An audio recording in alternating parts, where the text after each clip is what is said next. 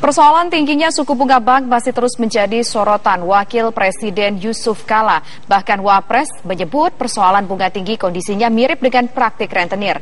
Mencapai bunga bank yang rendah harus menjadi hal yang mutlak dan segera terjadi di tanah air.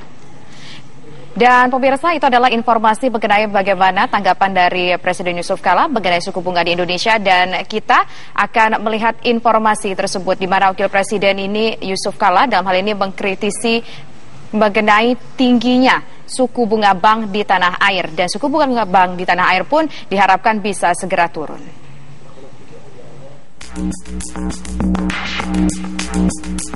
Wakil Presiden Yusuf Kala kembali mengkritisi kalangan pelaku pasar keuangan dan bank di tanah air yang masih saja memberlakukan kebijakan bunga tinggi. Menurutnya, lembaga keuangan dan perbankan harus ikut mendorong pertumbuhan industri kecil dengan menerapkan bunga rendah. Penerapan beban bunga kredit yang berbeda antara industri kecil dan industri besar saat ini justru menciptakan ketidakadilan. Sejak dulu di Indonesia sudah ada berbagai sistem untuk menyalurkan kredit. Namun sayangnya terus saja berkutat dengan persoalan bunga kredit yang tinggi. Pada yang dulu sudah digambarkan, kita sudah mempunyai suatu lembaga keuangan mikro. Kita punya KIP, kita punya canda pula pada zaman dahulu. Kita punya Kupedes yang memberikan kredit-kredit pedesaan yang lebih mudah.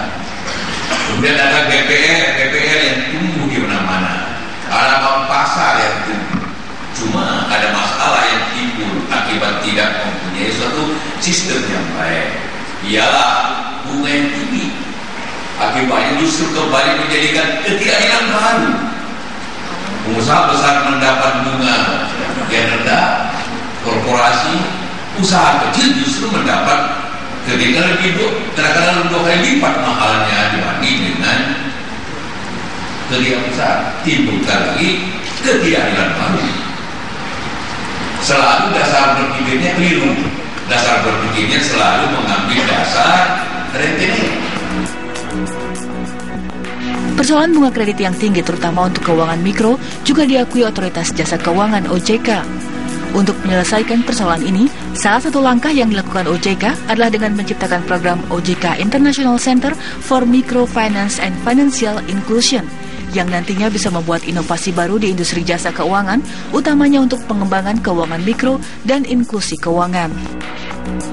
Dari Jakarta, Dwi Suci Amalia, Boy Sidauruk, TV One mengabarkan.